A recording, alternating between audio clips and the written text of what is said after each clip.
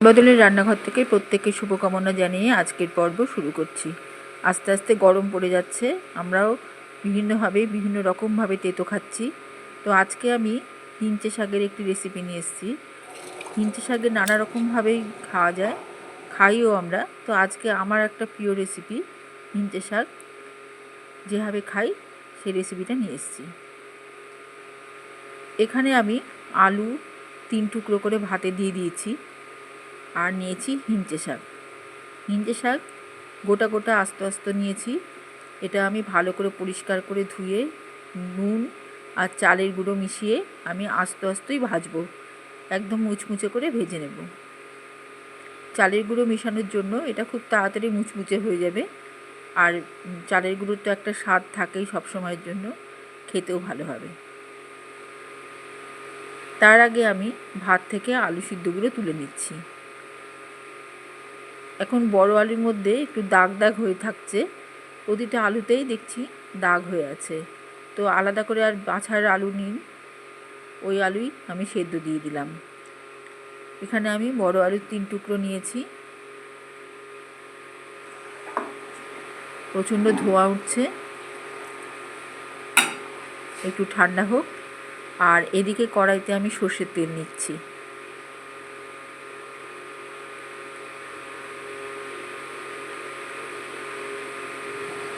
আর নিচ্ছি চালের গুঁড়ো, যেটা আমি হিঞ্চে শাকের উপর ছড়িয়ে দেব। আর তেলটা গরম করতে বসিয়েছি।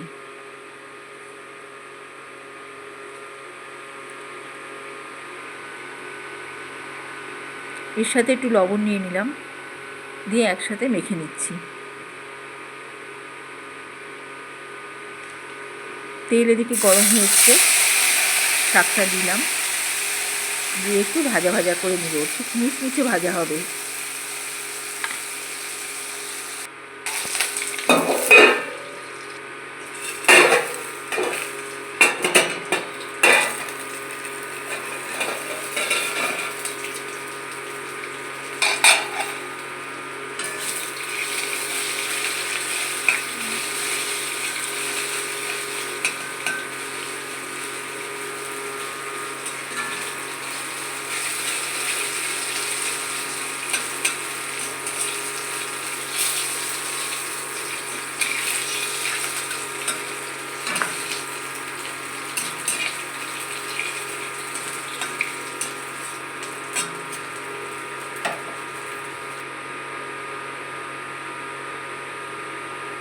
একটা থালার মধ্যে এই হিঞ্চে শাকটা তুলে রাখছি, ভাজা হিঞ্চে শাক। কড়াই থেকে পুরো শাকটা তুলে রাখছি। হিঞ্চে শাকের যত রেসিপি আছে, আমার সব থেকে প্রিয় এই রেসিপিটা। প্রথম পাতে দুর্দান্ত লাগে এটা খেতে। এবারে আমি শুকনো লঙ্কা পুড়িয়ে নিচ্ছি। এই রান্নাটায় কোনো কিচ্ছু মশলা টশলা তো যাবেই না, শুধুমাত্র এই শুকনো লঙ্কার ফ্লেভারটা দিয়ে এই রেসিপিটা তৈরি হবে, পোড়া শুকনো লঙ্কার ফ্লেভারটা।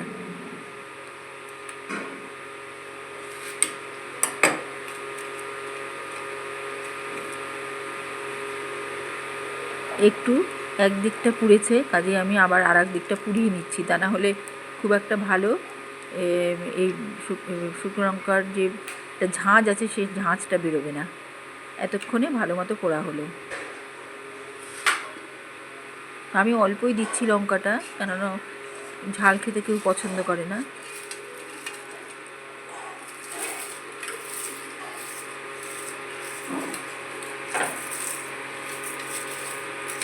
শাকটা কীরকম মুচমুচে হয়েছে, গুঁড়ো গুঁড়ো হয়ে যাচ্ছে।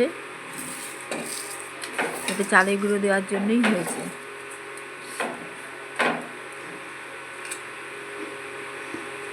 এবারে যে আলুগুলো তুলে রেখেছিলাম একটু ঠান্ডা করে নিয়ে আমি খোসা ছাড়িয়ে নিচ্ছি। যেহেতু ভাতে দিয়েছি তাই কয়েকটা ভাত লেগে আছে।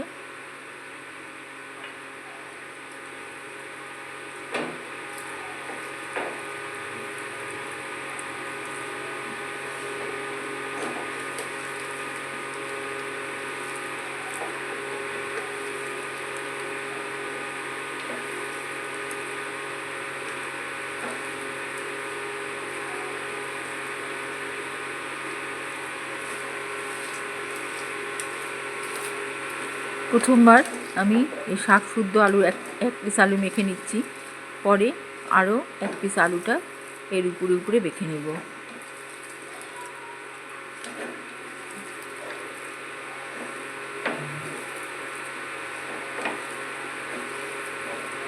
এটা এভাবে ভেজে নিয়ে মাখার কারণ এটা খুব স্বাদ হয় তাতে,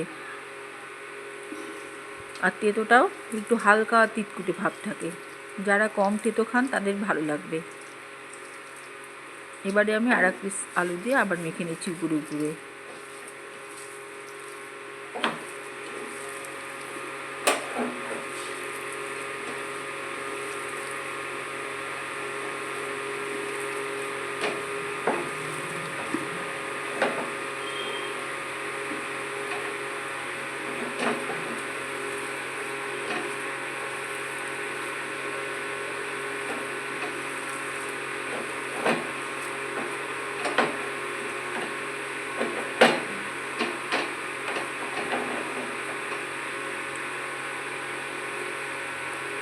এবারে শুকনো লঙ্কাটা পুড়িয়েছিলাম লাস্টে, এটা উপরে উপরে মেখে দিলে গন্ধটা ঠিকঠাক থাকবে,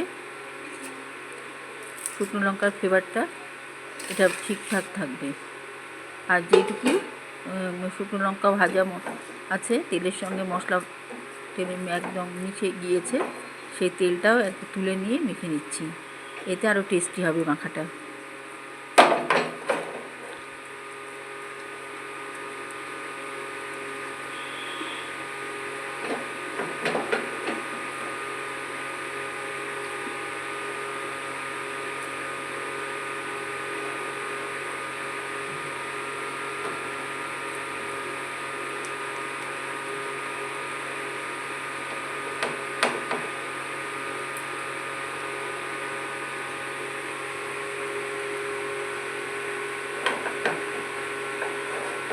হয়ে গেল মোটামুটি আমার মেন রেসিপিটা।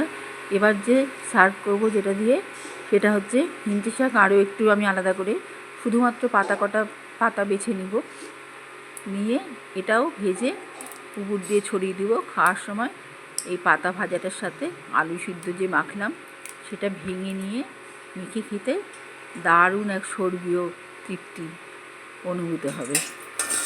এখানে আমি সর্ষের তেলে শুকনো লঙ্কা ভেজে নিচ্ছি।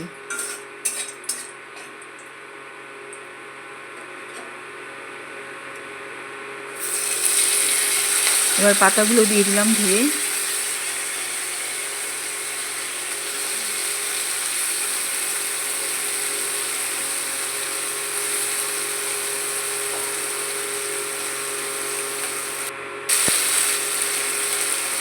লবণ আর চারাইগুলো ওই সময় একটু ছড়িয়ে দেবো এর উপর দিয়ে।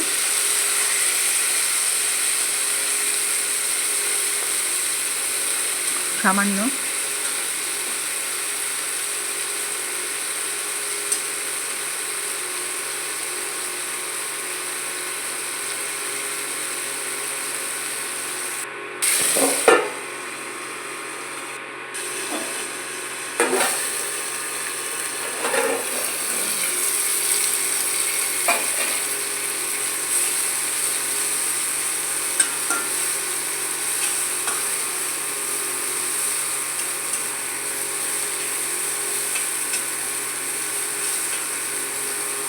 এর মধ্যে এই ভাজাটার মধ্যে যে হিঞ্চে শাকের যে একটা সুন্দর সুঘ্রাণ থাকে, শাকের যে একটা গন্ধ থাকে, সেই গন্ধটা পাওয়া যাবে।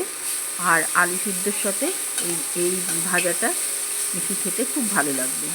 আমরা তো একই রকম করে শুক্তো ভাজা নানা রকম রেসিপি খেয়ে থাকি, এটা খেয়ে দেখবেন দারুণ লাগবে। প্রথম পাতে খেয়ে তারপর অন্য কিছু খাবেন, ভালো লাগবে। আর হিঞ্চে শাকের তো ভীষণ উপকারিতা আছে।